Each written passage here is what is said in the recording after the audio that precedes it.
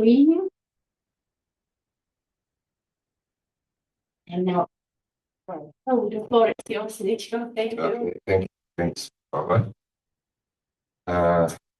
My name is Slobodan Mišković, and I represent the task modeling group from Serbia, Ana Vuković from University of Belgrade, and Bojan Cvetković from Republic Med Service are member of this team. A few other people, but in this exercise in CAMS, this is three of us participating in the project. So CAMS number 1 was finished recently, and within this project, our group was dedicated to high-resolution modeling addressed to Icelandic area, and as you can see from this transparency, the first CAMS in our case was objective to test the DREAM Iceland model, high-resolution model, as I said, dedicated for operation of forecasts of dust over Iceland, to test the model capabilities. This was the main objective, basically. And at the same time, it was excellent opportunity to validate the results of the model that runs on a daily basis, in fact, against one PM10 observational location. And Paula is managing all these measurements over the island, and this was great that we could compare the observed concentrations for over 1 month, in fact, with the model runs. So this was the work that has been done within the first CAMS. The second the second CAMS that starts, in fact, now more or less, and will last over 3 years. In this project, which is continuation of the previous one, the objective is to extend testing of the model capabilities now for the longer period, not only for over 1 year, but over 3 years. This is one change compared to the previous project, and the second aspect is that there are 2 more PM stations that will be used to validate the model now with much more data. And the third difference compared to the CAMS 1 is that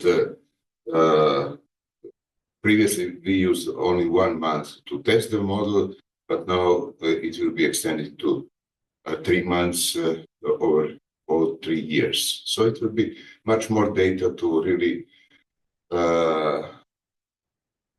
how to say, to see how the modeling can contribute to the society with better numerical weather prediction forecasts related to aerosol of that kind. So CAMS and DREAM models, there are differences between the CAMS global model. In our case, DREAM is regional, and specifically over the Iceland, we really use high resolution, like something between 3 and 4 kilometer. It happened that is one of the key aspects of the success in our case, because with this high resolution, we are able to resolve numerous small-scale sources over Iceland. I mean, Iceland is a specific place with the hotspots, with extended areas of dust productive soils and so on. So high resolution is somehow the key ingredient, and without help of Oli Arnalds and Pavla, we could hardly have such successful run of the model on a daily basis. Talking about sources, I already mentioned that Arnalds 2015 is this was our basic reference and input data for our dream runs. In case of CAMS, CAMS is with, how to say, different resolutions, which is about 40 kilometers. If I'm not wrong, it is GNU 2012 data used to specify dust sources. So there are some highlight dust modeling changes, and I just listed it here. Current models have limitations in predicting dust processes at high latitudes, because if you, for example, use the global model, then you are somehow limited with the computing resources, so you cannot downscale, at least not yet, global models less than 3 or 2 kilometers globally. In that case, you could be in position to resolve even over the place like Iceland much better the emissions of dust. But this simply limitation of, I would say, all kinds of global models for the moment. And even regional models, such as models that are running under the SDS-WOS WMO initiative project for dust modeling. On the down left, you can see the example of one of, I think, 15 or more models that are running on a daily basis and show the results on the PSC, Barcelona Supercomputing Center site. None of them really go too much to the north to represent the dust emissions from places like Iceland. So this was all the reasons why several years ago really our group decided to go to specific application, to use the limited area model, but also to feed it with the appropriate source data so that you can have a relatively good result at the end. The last aspect that I would like to mention, and we are testing it in Belgrade, as possibility to somehow contribute to or to resolve the problems related to high latitude dust modeling. We are thinking to apply the so-called circumpolar model. So we simply put the center of the model at the pole, one of the poles, is on the North Pole, and then we will be able to better play with the high resolution rather than using, for example, the global model. So our first experiments are done with a 16-kilometer resolution, but this is really the work at the very beginning. So a lot of things has to be done, especially what is missing still, because we didn't have time to finalize it, is to use appropriate soil data, including sources, but not only sources, land cover data of different kinds, which is missing for the moment in this setup. In our case, when we are talking about the dream model, our option from the very beginning 20 years ago was to use online kind of coupling dust and meteorology or atmospheric data. So this means that our concentration is updated at every time step as you do the same for temperature, humidity, wind, and so on. So this means that calculation of concentration is updated really after every time step of the atmospheric model. There are offline models for different reasons. They could be also practical, using less computational time, for example. But the problem there is that typically people use every 1 hour or every 3 hours output of already done atmospheric prediction system or data, and then update the concentration, dust or any other, and in this way you save the time, but somehow you lose a bit of the accuracy of simulation of any aerosol, including dust. Interestingly, I really like to show this kind of transparency. Richardson's, somehow the father of numerical value prediction, in 1922 was developing or was trying to perform the first by hands done numerical value prediction. And interestingly, he was talking about so-called primitive equations with all these basic variables like wind, temperature, and so on. And he was insisting to add also the 8th variable, the atmospheric dust. So can you imagine that in 1922, somebody was thinking what happened 50 years ago after when several of us started to develop dust models. It was just really curious.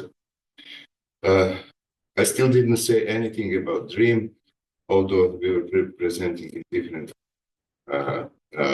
meetings, including last year CAMS. I will briefly go through some key things related to DREAM model. See, do I have 5 minutes more? Yeah, it's okay. I allocated time in between, so you can. So talk about the DREAM Iceland model. As already said, somehow our concentration is prognostic variable together with the all atmospheric parameters.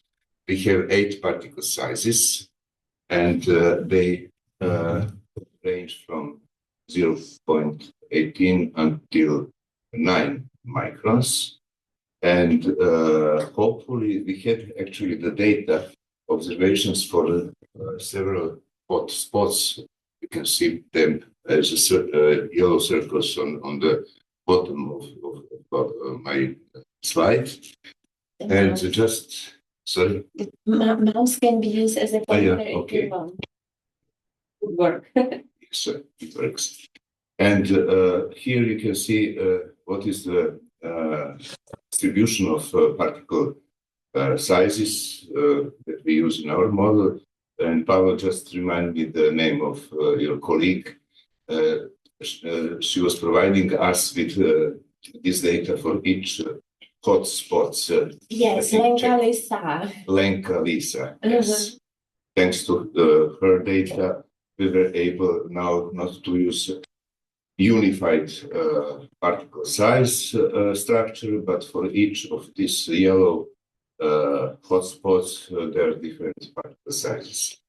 We think that this was quite important really to make difference between different locations which are visible.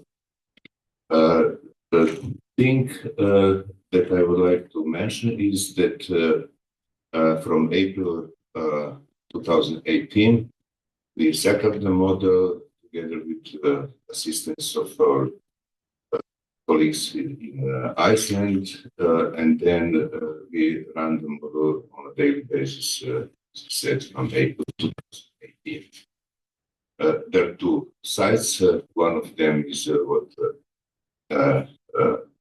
Paula showed, is just within this highlighted activities and project, and the other one, although a bit hidden, I'm not happy with this fact. You can find it in Republic Net Service site, but this we still didn't find a technical way to make it more visible to the community. This is the same kind of product, by the way. You can find it in Paula's site and also in ours. So this one, I think I'll say just a word about that. In our case, the emission scheme is such that we use so-called viscous sublayer concept. This is the concept that is used basically in the meteorological part of the system, where emission or release of energy, turbulent energy from surface to the open air part of the atmosphere is done through the so-called viscous sublayer concept. And if the turbulence is low, then the exchange of the surface process with the free atmosphere is not really strong. As the turbulence increases during the day, for example, then emission of different things like energy and so on, but also aerosols becomes more stronger. And this was just used also in our dust model as a fact that regulates the intensity of emissions.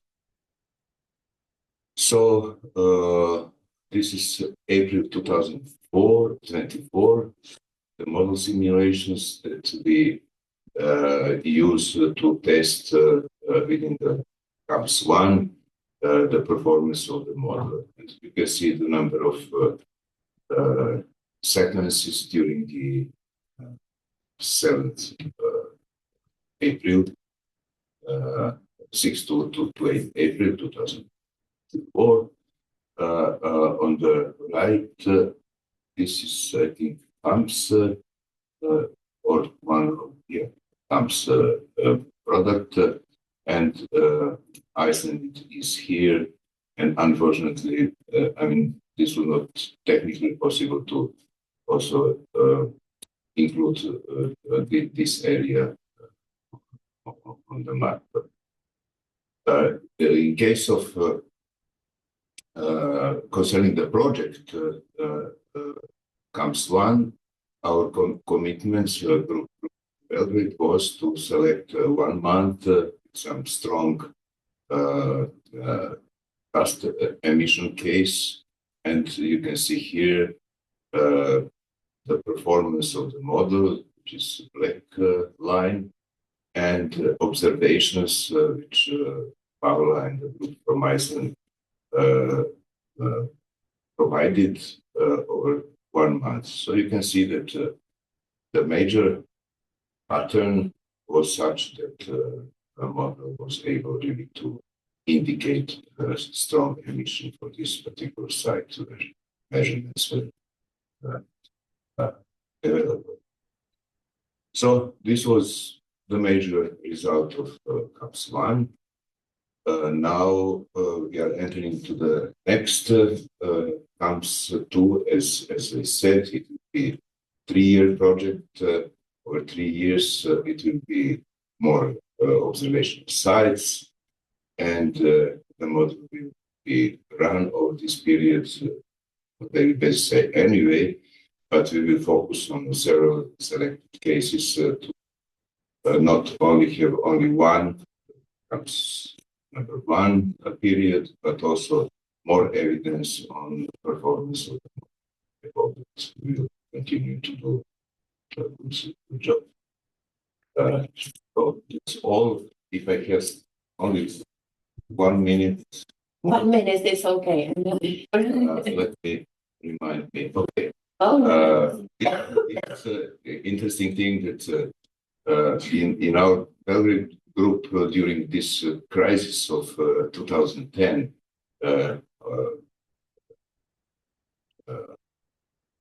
okay, organic ash non-gas, we were running the model over, I think, 10 days or so. So it was, even compared with some observations, it was not so bad. So that this was just one example that with this kind of aerosol model, we can do some other applications as well. Thank you. Thank you.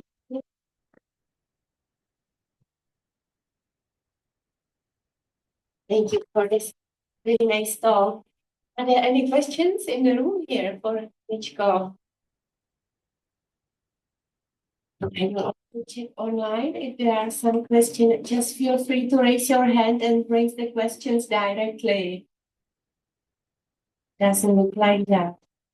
Okay, it's very nice that you showed also the volcanic kind of explosive volcanic eruption potentials of the model. Yeah, definitely. Yeah, I mean, this kind of code is relevant. I mean, we don't use it, of course, but it's possible to implement it just in case of some crisis.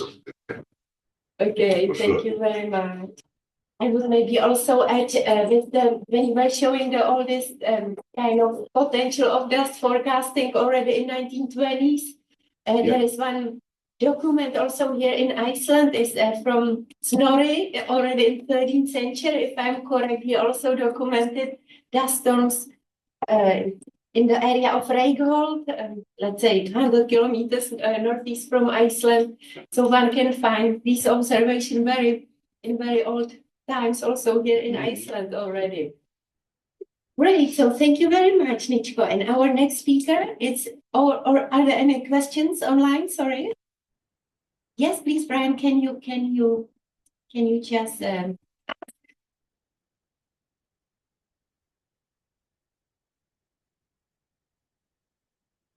Hello? Hello, we can hear you. Oh, hi. Thanks for the great talk. Sorry for the late question. Just wondering, and sorry if I missed the detail, how the different resolutions would be treated, or your thoughts on the potential effect given dust emission could be highly nonlinear. So if the DREAM is sub 4 kilometers and CAM's going to be run at higher, when you do those testings, I'm just wondering your approach to sort of investigate that. I'm not quite sure that I completely understood your question. Yeah, concerning the resolution, I mean, that's kind of option, as in many other models.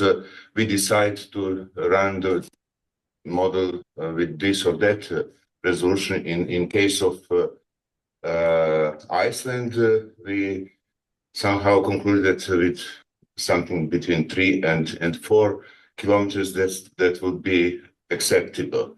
If we go below, let's say below 3 or 2 kilometers, we are entering to a strong non-hydrostatic zone of the processes, and I mean, I don't know how in that case what should be more done with the model to also cover this kind of processes. This was kind of pragmatic decision to be something between 3 and 4 kilometers, and it works, I would say, quite okay. I don't know if I answered the question. Yes, thank you. That was part of it. And then the second part would be if you were to adopt this into the parent CAMS model and say people wanted to run or had to run it at coarser resolutions, how would that work? To integrate basically with the CAMS yes. large-scale model. I mean, we can discuss about that. I mean, this, to my opinion, it should be a matter of somehow of a separate project, because in that case we should really be in Belgrade committed to run it on every day. For the moment, this is just option. I mean, we decided to run it on a daily basis, but nobody press us to do this. You understand? So I would just leave as open question. We are open for discussion with the CAMS group, CAMS administration. So I'm sure that we can find a solution for that. Okay, thank you.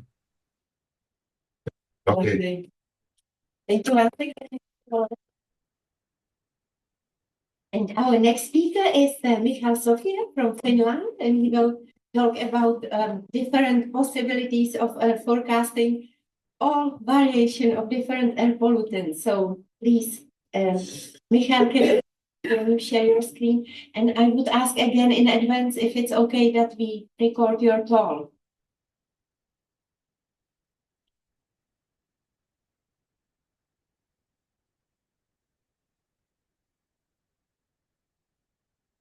Okay, I don't see actually Michal between the participants.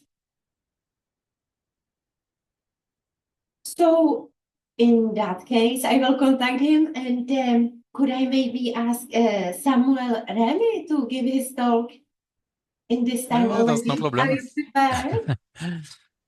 No problem, I can do that. Hello, everyone. Thank you. Let me Hello. put my presentation in full screen and then share it.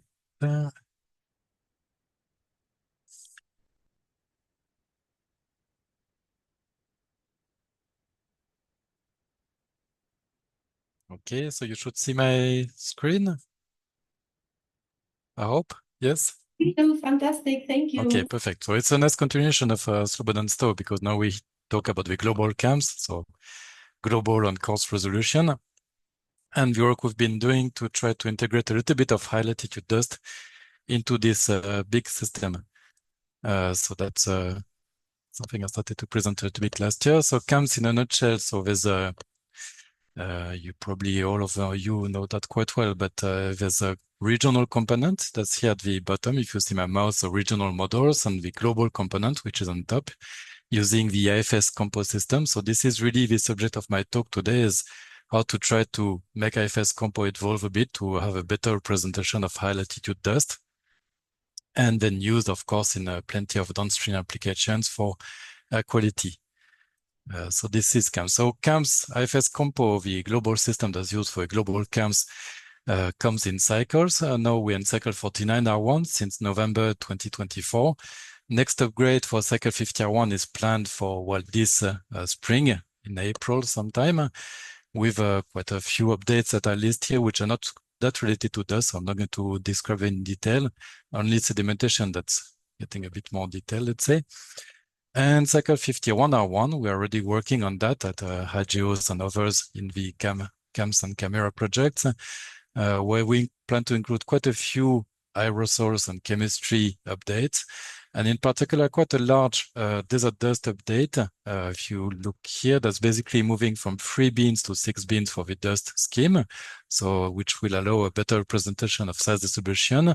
A new dust emission scheme from camera that I will talk about a bit more, and updated dry deposition, which has quite an impact, of course, on dust and many other species. And the others are really less related. And in the longer term, we plan, well, quite a lot of other work which are less dust related.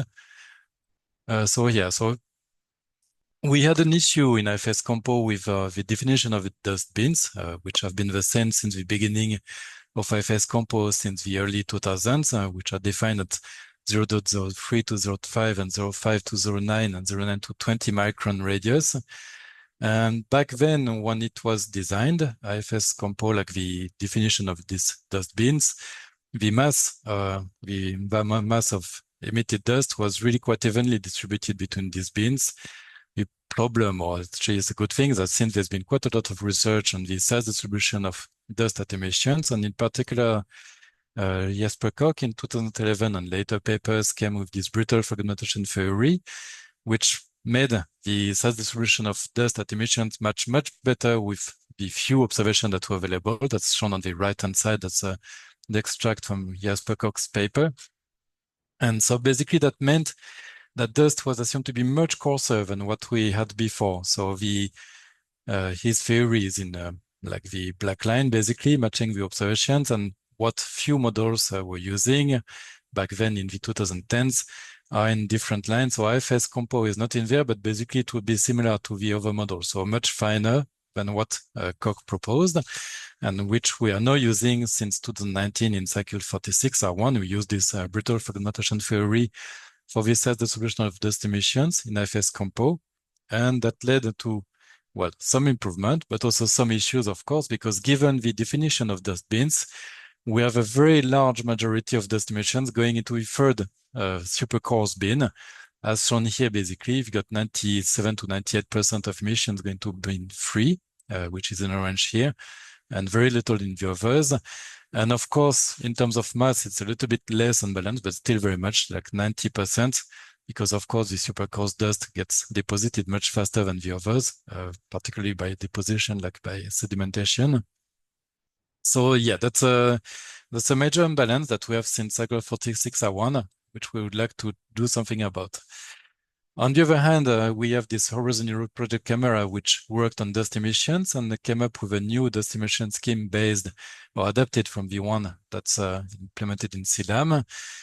We've added some further upgrades, in particular regarding the threshold velocity for dust emissions, which is coming from this Pu et al. 2020 paper, shown on the right-hand side, where basically that means that's really the velocity above which dust emissions occur and below which dust emissions are not supposed to occur. And you can see, for example, that over Sahel, you don't need much wind, only 1 to 2 meters per second for dust emissions to occur. While over Taklamakan and Gobi, you need much higher wind speed for dust emissions to occur. This is a monthly data, so it's January on the top and May in the bottom. And this scheme has been further tuned, optimized to represent high latitude dust by integrating, let's say, some specific source information in particular.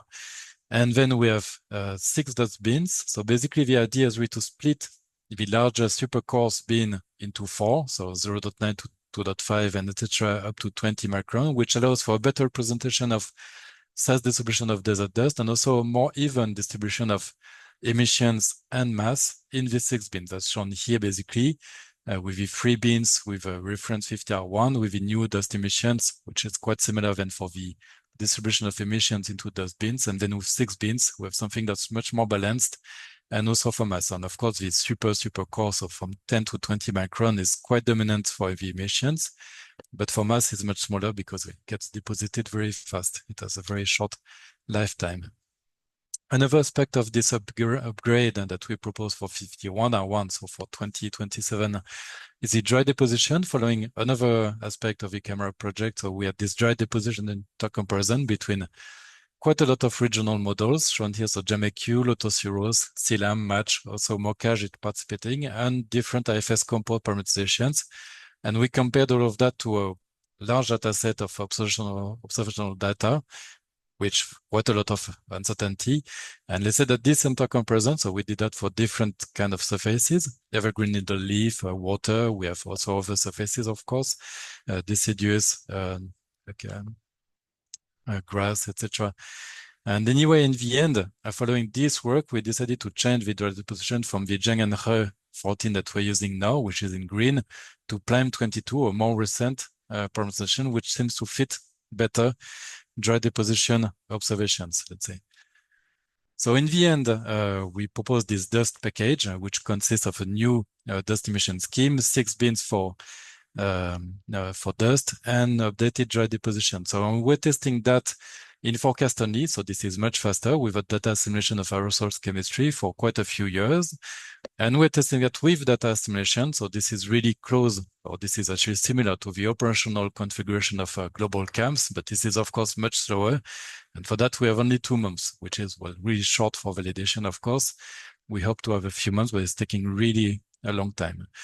All of these tests with this new configuration are using 6 bins with the new dust emission scheme, so what we call dust in the following, and with the dry deposition scheme, new dry deposition scheme on top of this new dust emission scheme.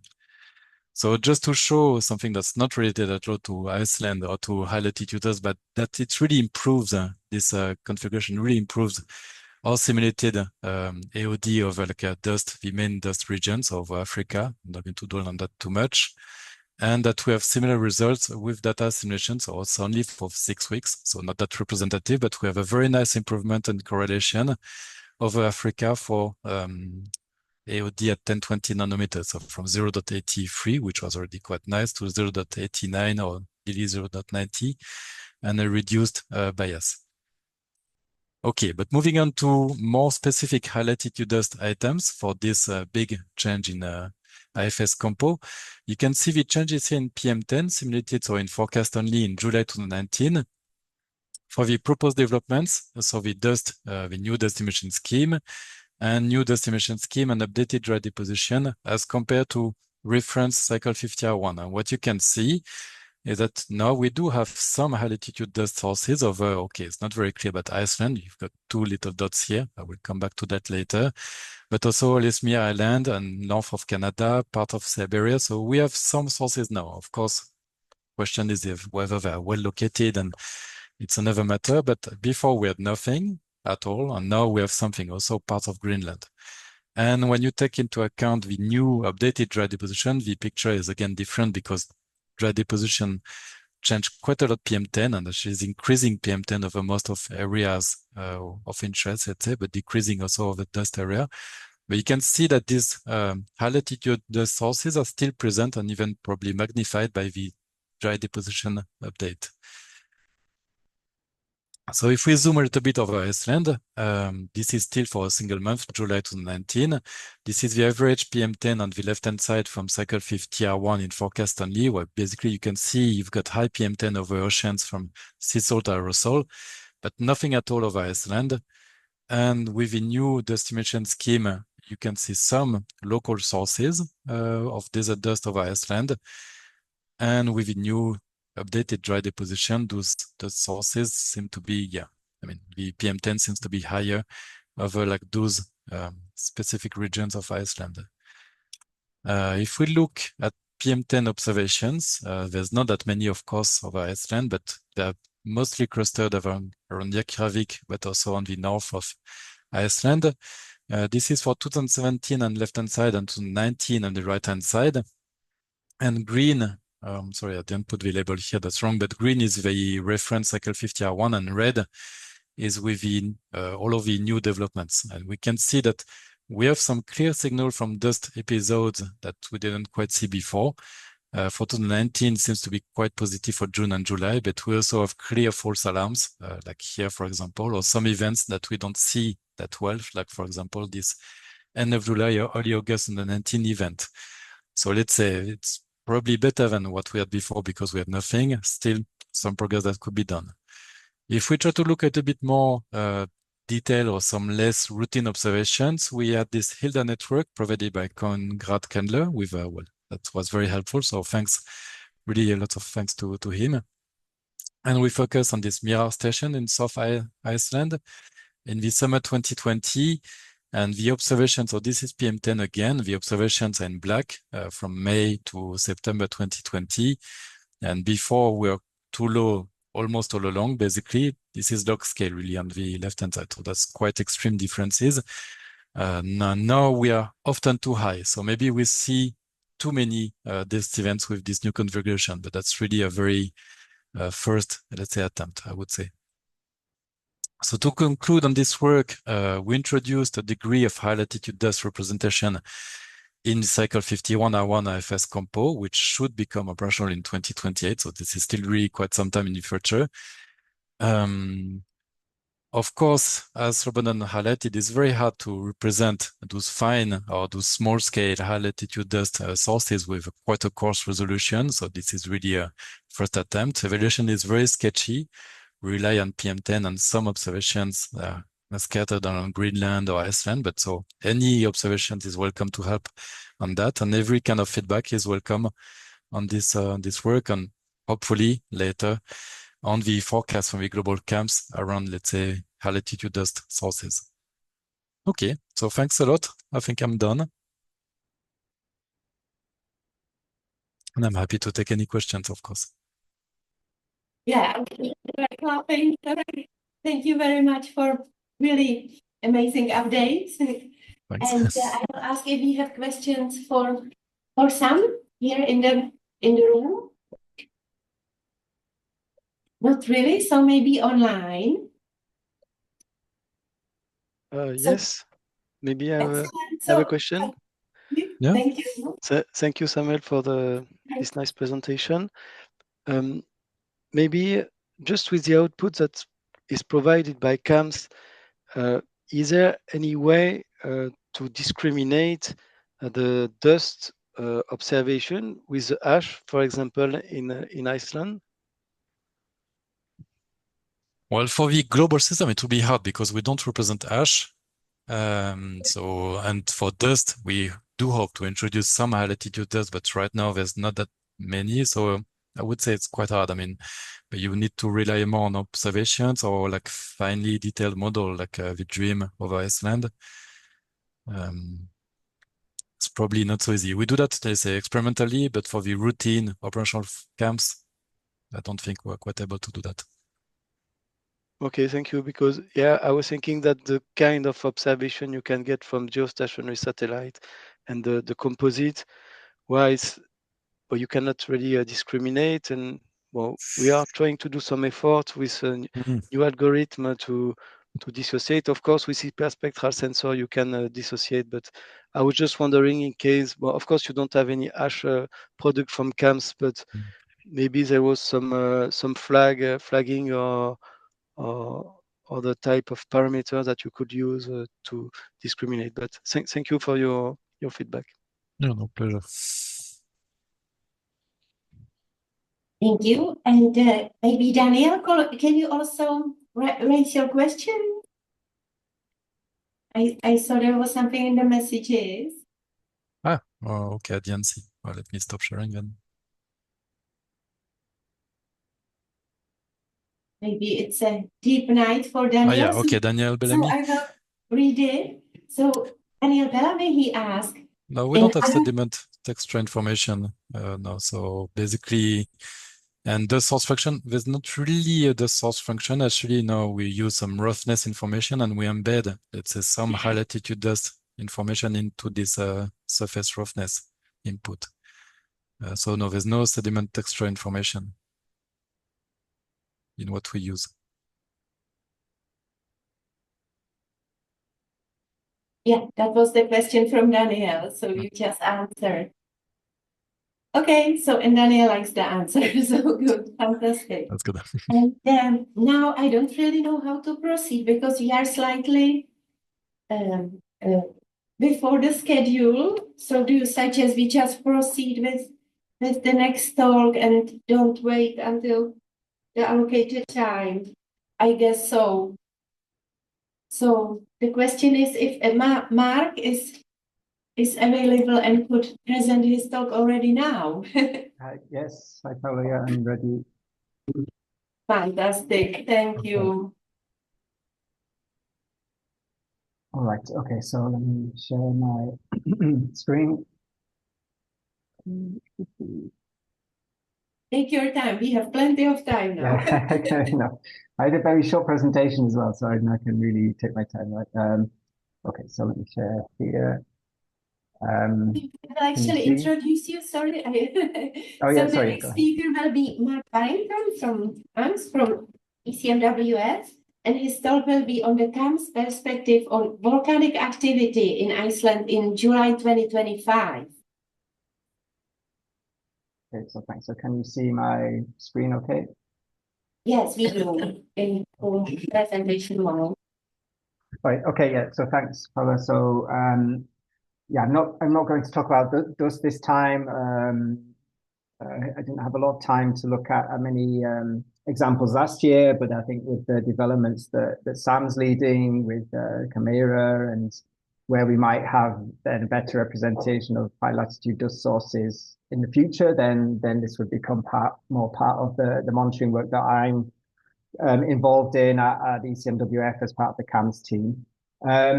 But I asked, when Pavla asked if I was available to give a quick presentation, she made a suggestion on this volcanic activity in the Reykjanes Peninsula in July of last year. which is something I had looked at the time. And so I'll just give a very quick overview of some perspectives on how we represent these cases, how we monitor them, and how we can evaluate volcanic emissions in the CAMS system with a focus on Iceland. So I'd start with, I think probably we know all of this already. So just a quick background. So CAMS is the Copernicus Atmosphere Monitoring Service, plus CAMS session, so we should know. But beyond dust and volcanic eruptions, we're providing global and European regional forecast systems for atmospheric composition and air quality, and there's various applications of these for wider audiences, for policy, solar radiation, health applications. And so yeah, it's very comprehensive. All the data is open access and freely available. There's a lot of evaluation and quality control that goes into it, and also we have user support. And the bottom line for everything we do in the CAMS systems is underpinned by the satellite observations of atmospheric composition and built on, of course, all the MWP and meteorological observations which go into the ECMWF IFS system. And this also includes SO2 data. So here's a quick sketch of what the system looks like in practice. So let me get my pointer. So as I said, we're running the ECMWF integrated forecast system. We run a version called IFS Compo, which is taking everything that's used for meteorology, but also adding in the aspects of atmospheric composition. So the chemical scheme, and all the source and sink terms, and also aerosols, aerosol gas phase interactions, and also some of these aerosols and ozone are interacting with the radiation scheme in the model. So they're modifying aspects of shortwave radiation and also 2-meter temperatures in some respects. And in terms of the sources, we have emissions from inventories which have been developed for anthropogenic sources, biogenic sources, and also volcanic sources. So I'll mention this in a couple of slides' time briefly. We have fire emissions estimated based on satellite observations of FRP, and these feed into the global model. And we also have specifically developed European scale emissions at high resolution, which feed into this this suite of 11 regional chemistry transport models, which we then use to produce an ensemble at higher resolution in the global forecast. And on the right-hand side, we use a lot of satellite observations, as I already mentioned, with some of the key species. And then we also use in situ and surface observations for a lot for validation evaluation, of course.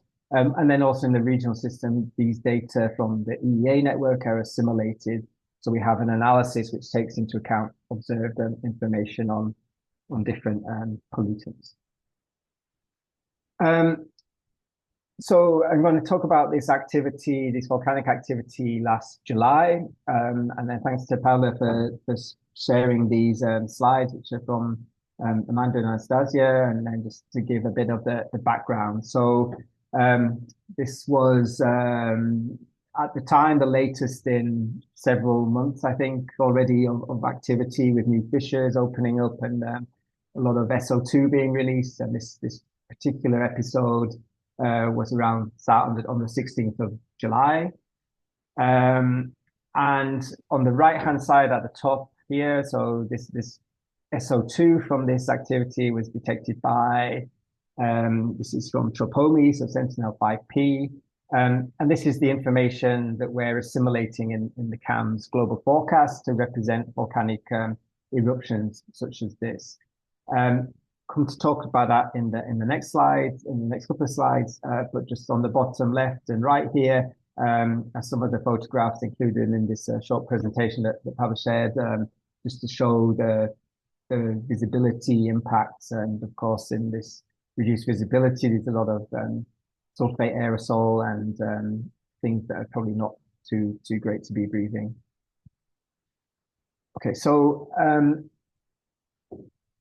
if I take a bit of an aside just to then explain in a bit more detail how we manage with volcanic eruptions in camps. So we don't have specific emissions information in near real time, and this is the priority, the requirement that we need for running CAMS, global and regional systems, is to have observations that feed into the system within a few hours of them happening. And of course, this isn't always the case for volcanic eruptions, for having the mass of materials, so ash and SO2, that are emitted into the atmosphere, and also where in the atmosphere they are released into.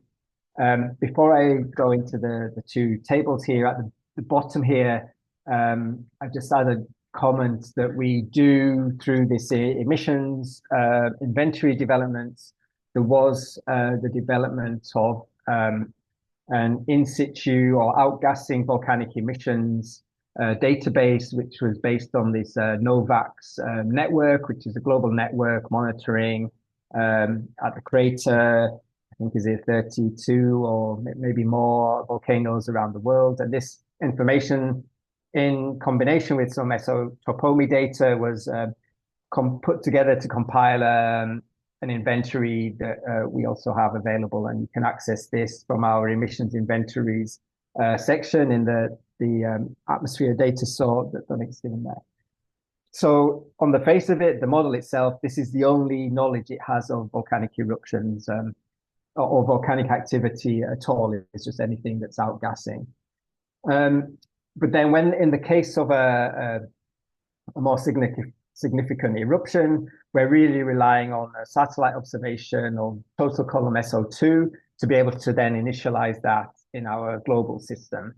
And so on the left-hand side, this is our sort of original model, our first version of how we assimilate this SO2 data. And as I mentioned, we don't always have information on the actual plume height. And so initially what we were doing, and this is still running, we make an assumption that all the SO2 is placed into a model layer at about 500 hectopascals, 5 kilometers. And of course, if that's where the plume is, then we get a good forecast. But there are cases in the forecast where if the plume is actually higher, typically then often the plume can go in a very different direction in the forecast to how it would then go in reality. However, the analysis step, which is just the assimilated field, of course, represents what the satellite observations see. And in the past, our colleagues have run a version of IFS sometime after an event where we can sort of specify the injection height and then see what that means in terms of having a more accurate representation in forecasts, or at least hindcasts in that case. And we assume this is constant. And this has been based on GOM2 and Tropomi observations.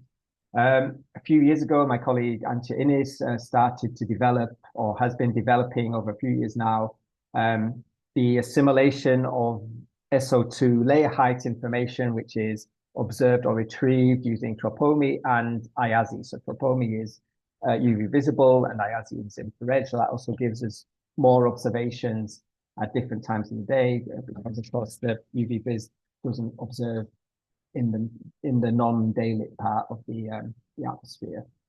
And there is a paper, a 2022 paper, Innis et al., which explains more about the setup for this and what it means. And that paper looked at the the Raikoki eruption in 2021. And this is also something that's now running operationally, and the data is also accessible through the ABS. And the other difference here is the SO2 is coupled to the aerosol, so we do get SO4 formation in the model as a result of the SO2 concentrations that are assimilated. But in this VSO2, this isn't yet the case. But this is probably something that comes in the future. This is just to explain a bit more about how we do this, and then I'll show what it's possible to show, so the perspectives, if you like, for this case in 2025. So I'm going to start off by looking at total column SO2, and just over a few days. So this 4-day period from the 16th to 19th of July. And these are the analyses. So this is the model field that's valid for when the observations have been assimilated and haven't been modeled forwards in time at all. So on the top row here, we're looking at total column SO2. So this is from, as described in the traditional way that we were assimilating volcanic SO2 data. And we can see then this air mass that's moving, that's located over Iceland and heading towards Greenland over these days. And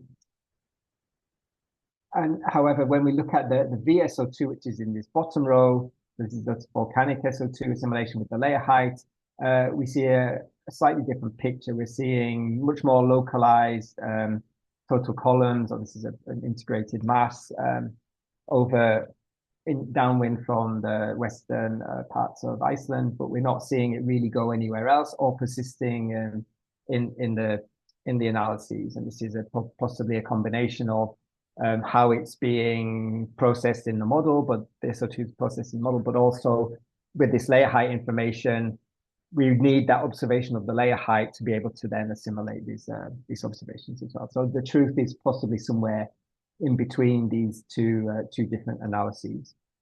And then just to show, so yeah, we think we're adding all the SO2 into a layer at 500 hectopascals in this top row. And in the bottom row, with the layer height information, if I switch now these bottom panels to this volcanic SO2 mixing ratio at 850 hectopascals, then we start to see a bit of a clearer picture, and maybe we see a bit more of this transport, or traces of this transport further afield at this pressure altitude. So this is this is where the layer height observation was putting was assuming the SO2 is. And we can just shift this then to look at zonal mean SO2 mixing ratios. So I don't have the latitude here, but it's basically centered over Iceland. And so again, the top row, this is from the SO2 assimilation, the bottom row from this VSO2 assimilation. And so we can see in our older method that this stays at 500 hectopascals. Of course, this is the analysis step, so it stays. This is where the information is being added. And then in the VSO2, we can clearly see that with the layer height information that the plume is much lower in the atmosphere, peaking around this 850 hectopascal level. And then just to shift to our regional system. So in the forecasts, volcanic SO2 emissions are not included. I believe maybe some of them use this outgassing data, but I unfortunately I was trying to find that just before the meeting started, but I wasn't able to find it. But maybe somewhere in the documentation it's easier to understand them. And here, this is showing the ensemble of those 11 regional models. And so we can see, it's maybe difficult to see on the screen, but here over southwestern Iceland, there is some trace of SO2. However, it's not clear whether this really comes from the volcanic activity or if this is there just as a result of the anthropogenic emissions. And here with just one further point of orientation, I think this is now the 20th, 21st of July. On the top row is the forecast, and on the bottom row is the analysis. So it's really hard to see with this color scale, but what differences there are when we do the in situ data assimilation. But we can take this a step to look at the evaluation and see what this tells us about whether we're capturing this event or not. And I think in the general sense, if we look at an evaluation of the CAMS global forecast on the top left here and the regional forecast on the top two right plots here, this is compared against one site, I think quite close to Reykjavik, looking at the surface SO2 concentration. On the left-hand side, these are the measurements, I think, are all more or less the same. There's a bit of averaging going on, but we can see in these blue dots, which is the the air-based data, a clear enhancement around the 20th, 21st of July. But we don't see this in the red line, which is the which is the CAMS model.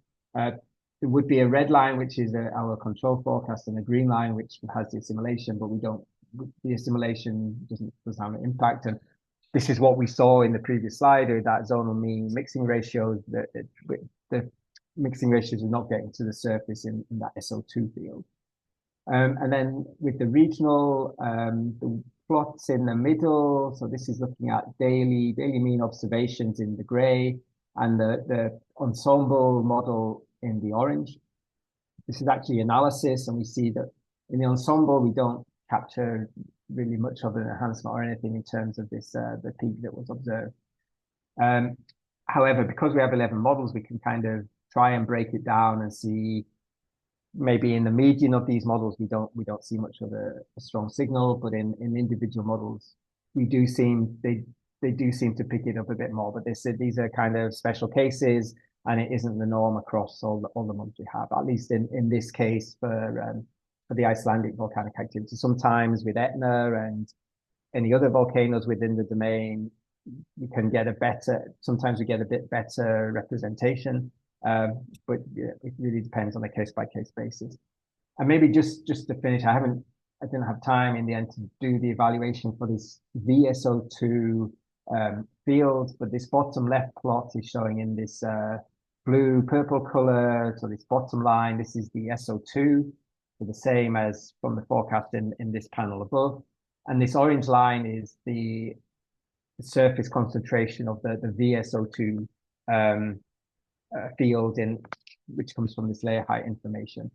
So in this case, we do see an enhancement that matches up with the times of the observed enhancement. However, these values are considerably lower than what was observed, but it shows that having this additional information on the layer height and where the plume actually was, then we get a better chance of including the signal in the model. So yeah, it's a bit challenging. It's not a very clear picture, but hopefully it gives you a sense that this is an additional aspect of CAMS monitoring. This also follows up from some brief discussion I had with Michaela in the CAMS General Assembly back in October, to try and look at this case a bit more. And like I say, it's a mixed bag. In some of the previous episodes from this Reykjanes Peninsula, we see maybe some slightly different picture as well. So this is what I was going to be doing during Mikhail's presentation, but yeah, so very short summary. We're really relying on additional observational information when it comes to volcanic eruptions for Iceland and everywhere, in fact.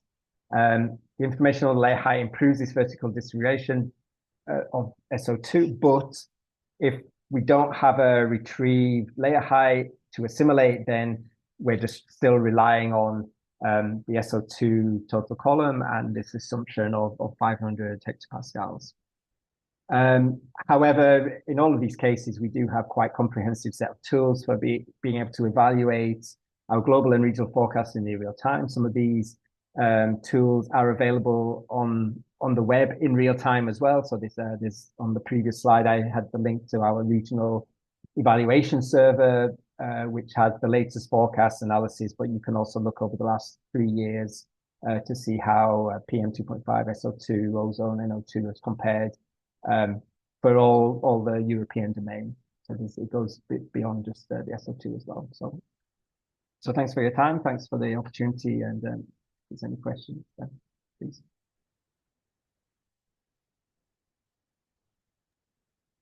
Thank you very much.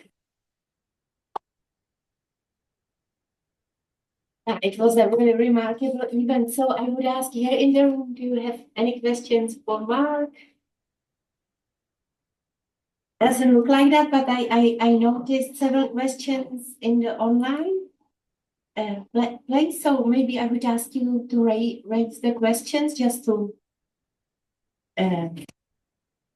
ask directly. We have plenty of time, so it's brilliant. There was a question from Alexander, if I am correct. Do you want to ask directly, Mark? Looks like there are questions for Sam. So probably not. So let me find it. It's a rather long question. Or maybe it was still addressed to some, if I'm correct.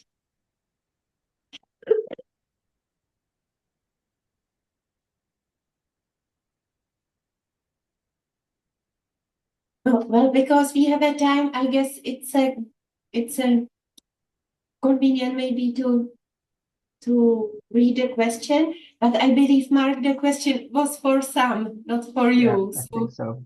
I think thank you once again for the talk, and we can also maybe proceed to the next speaker because it's related also to the similar event and it's on the in situ measurements, I guess.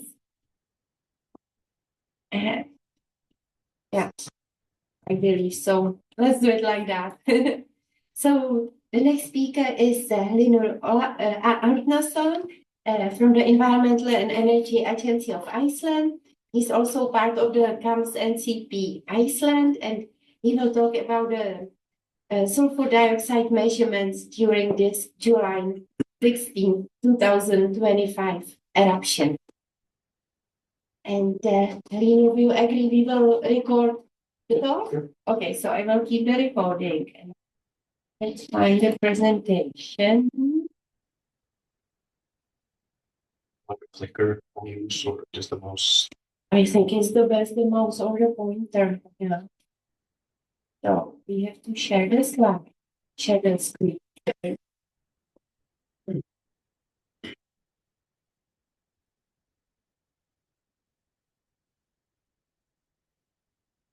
You find the pointer, right? I don't want to click on something. No, In the online, I think it's here. See it like this, laser pointer, and now it's although it has the lava color, so yeah. it won't be visible. Thank you very much.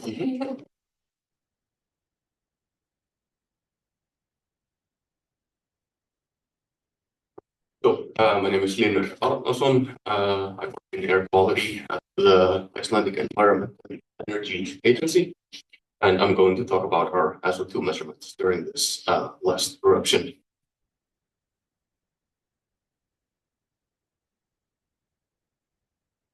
Maybe the arrow down. Yeah, okay. You have to be patient.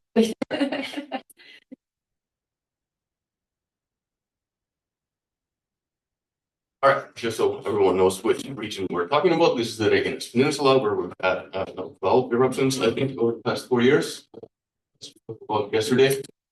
This is the region where the eruptions have been going on. You can see these black patches. This is fresh lava. So more of Iceland, great. To give a little bit of a historical context, we've had some severe eruptions in Iceland. I'm going to talk about the Lagagígar eruption. This was quite severe. It happened in 1783, so 250 years ago, but that is obviously just a blip in geological history. During this eruption, the sun became red as blood and acid rain poured from the sky. It was 27 kilometers of fissures that opened up. You can see the fissures on the lay here.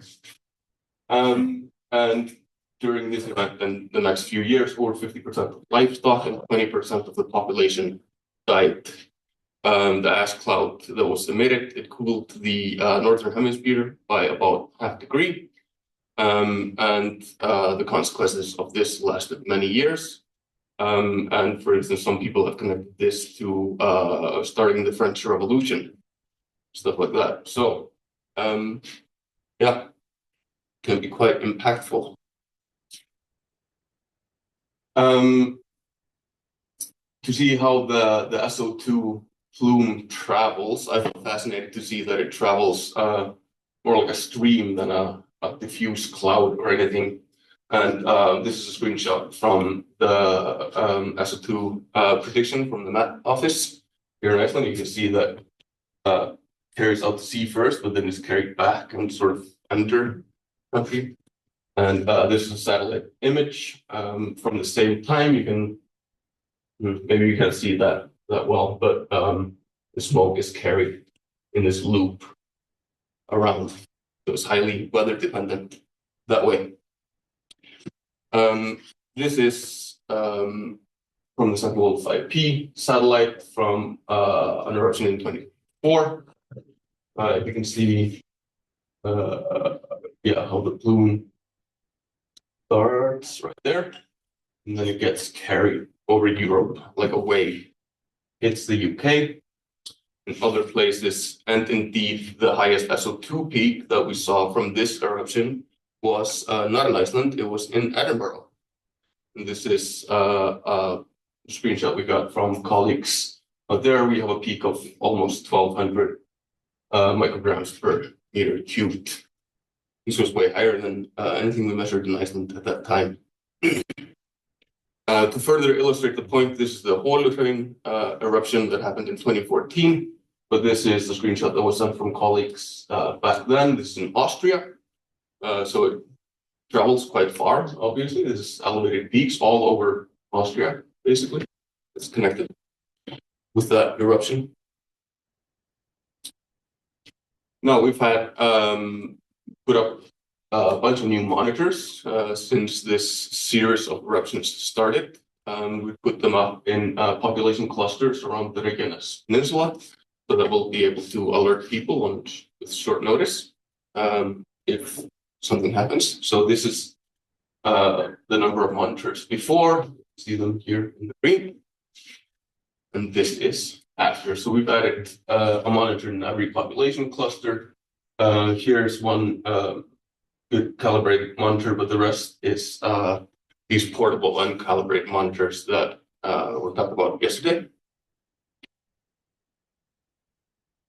Now to talk about this eruption, this was just a small eruption, nothing obviously like the Lagagiga or anything like that. It lasted for 3 weeks, and yeah, not very significant in size or anything, but it created lots of air pollution.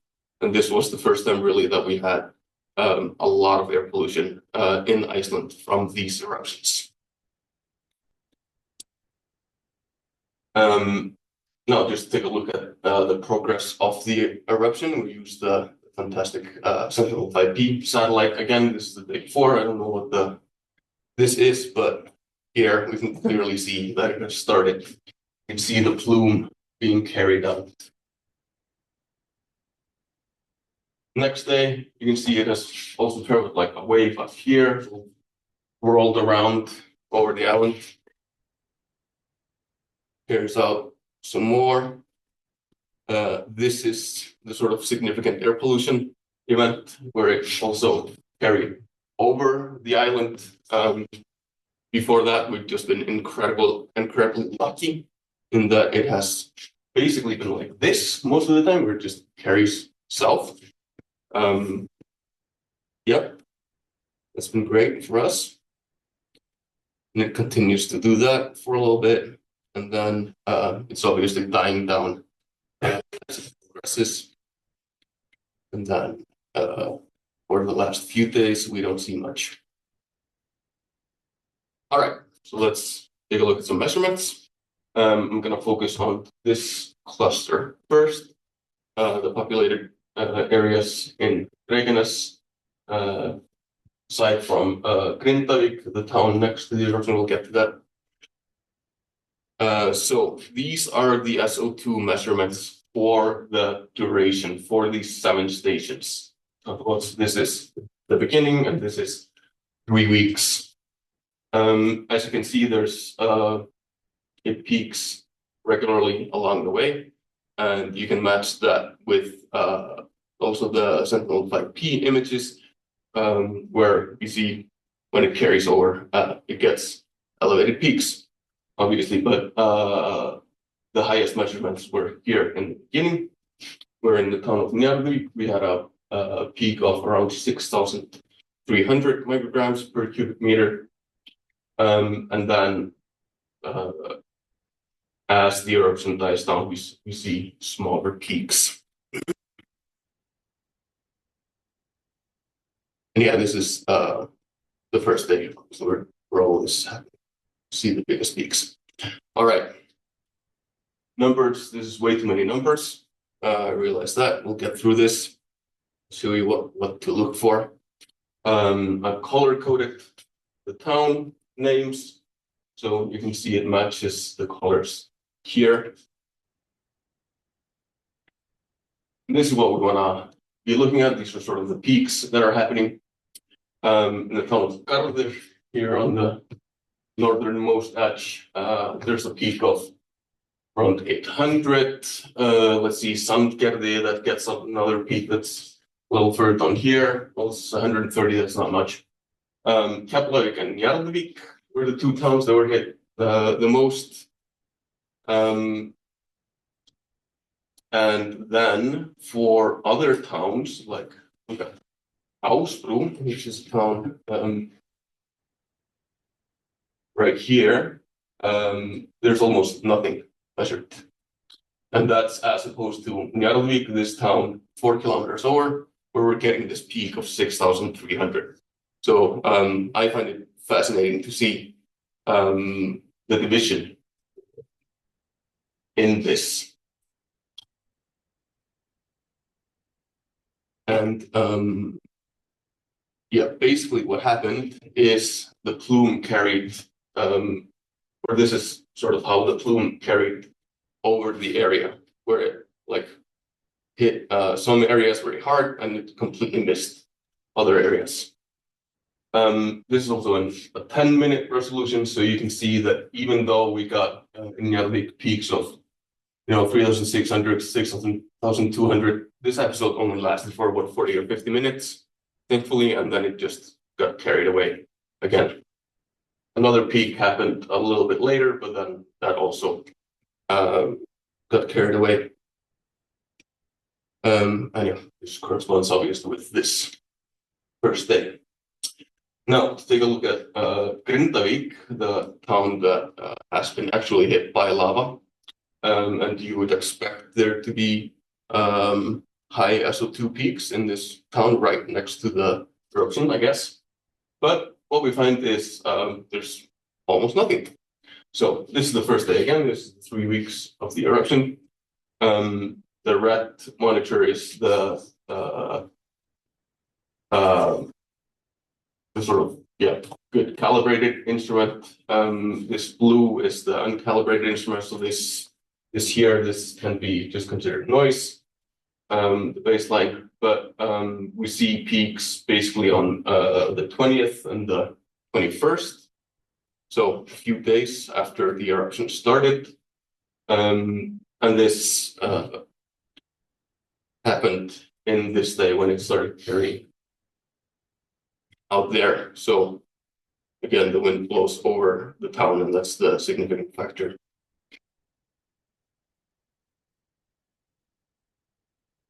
To take a look at the capital region, this is the 3-week progress there.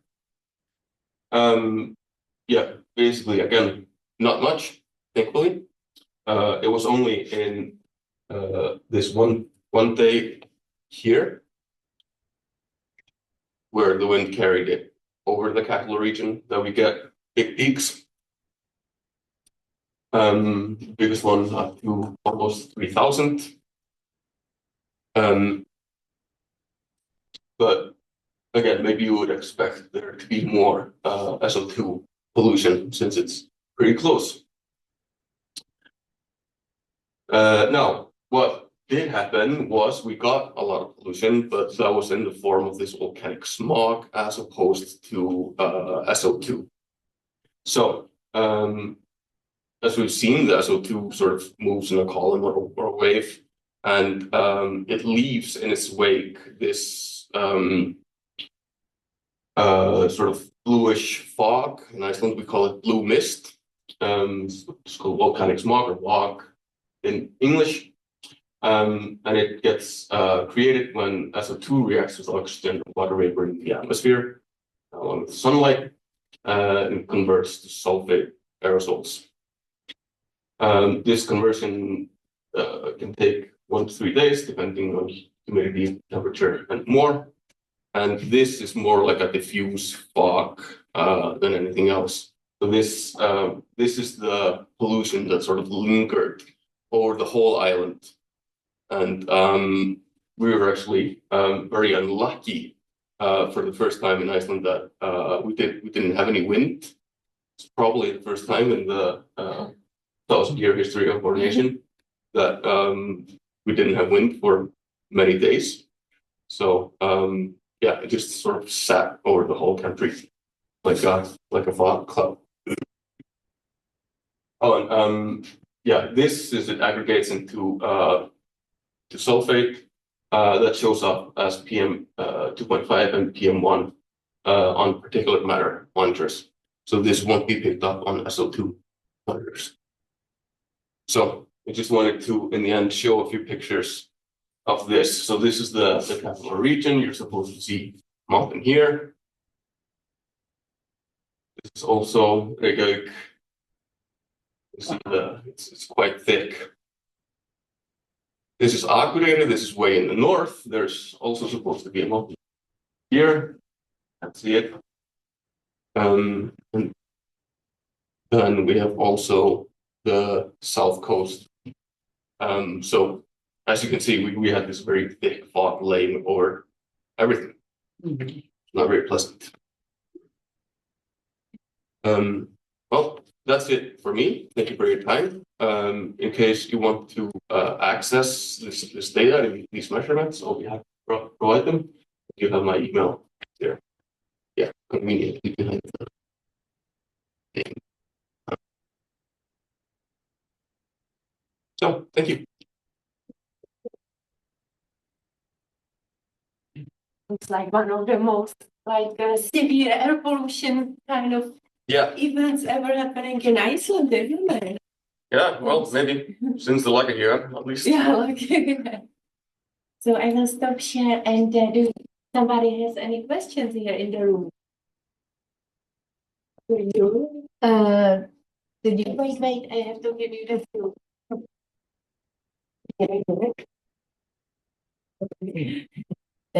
Since there was a lot of this volcanic fog with, I guess, very small particles, do you know, or did they report maybe more like health effects on people, like more breathing problems or something like that? I'm not sure the official numbers. The way to see that would be obviously to see if more people showed up to the emergency room or something like that. I haven't seen numbers from that.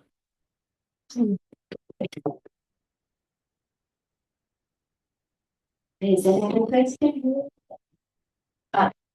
For a great talk. It's really easy to follow.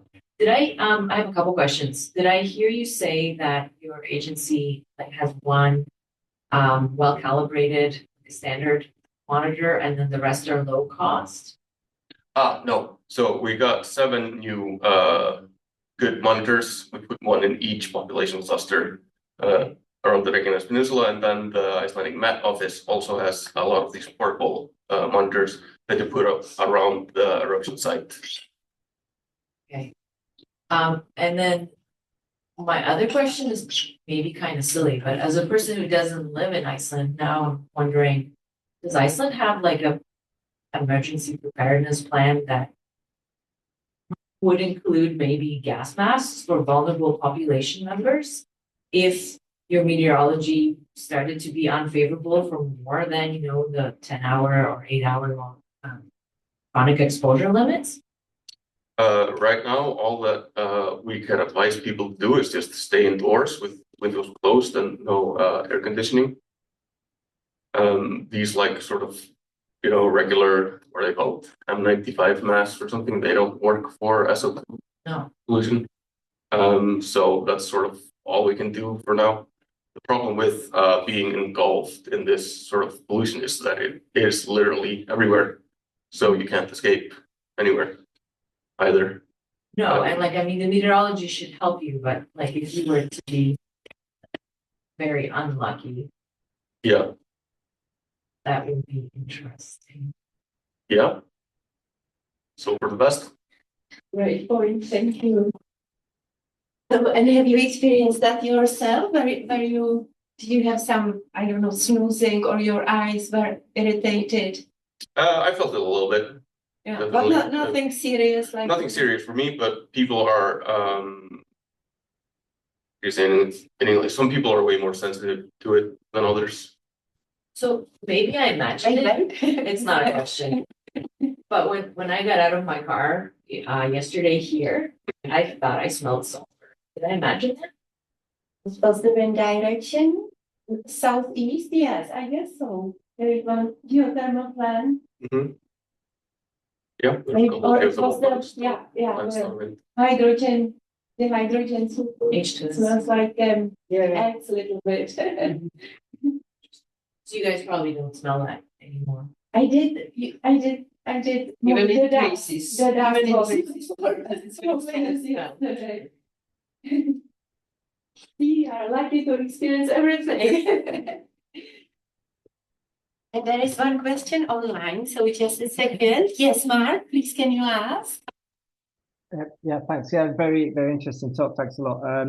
So I'm just what I'm interested in knowing is if you or you're aware of any other air quality modeling which have compared against these extra measurements that you've made.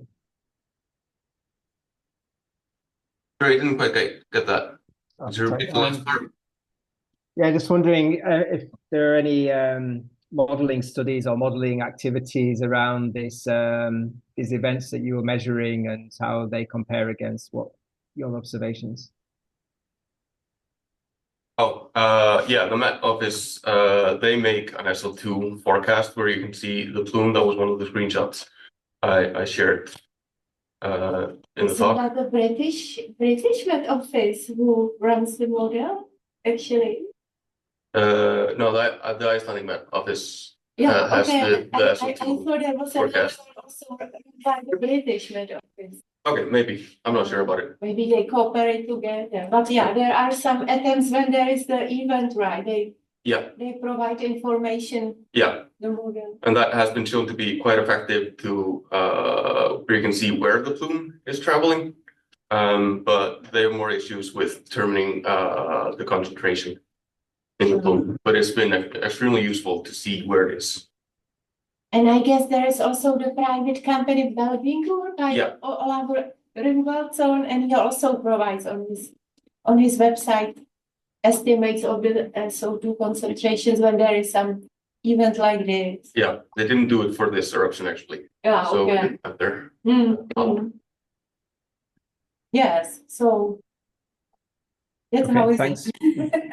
Yeah, I'd be interested maybe comparing our VSO2 against those measurements as well. I mean, because as the previous question, where we only really have access to those calibrated EEA run monitors. Yeah,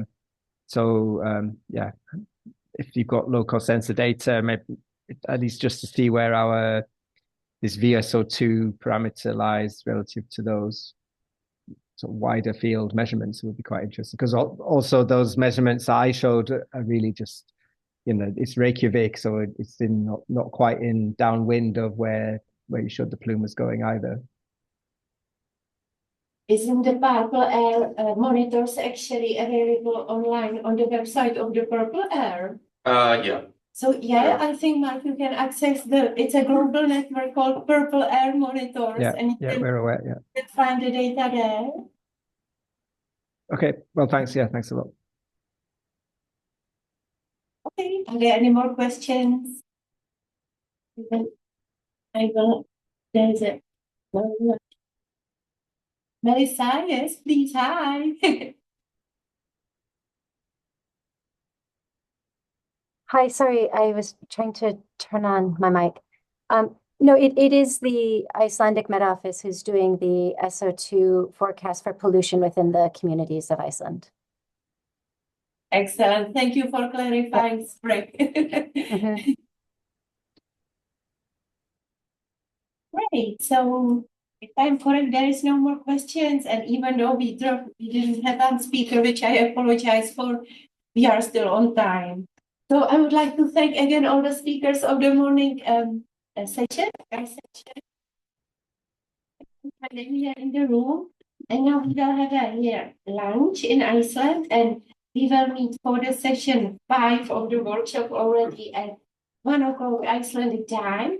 There will be still one talk on the camps, NCP in Iceland given by me, and then we proceed to the session on the remote sensing and impacts on high latitude dust on clouds. So see you then. Thank you.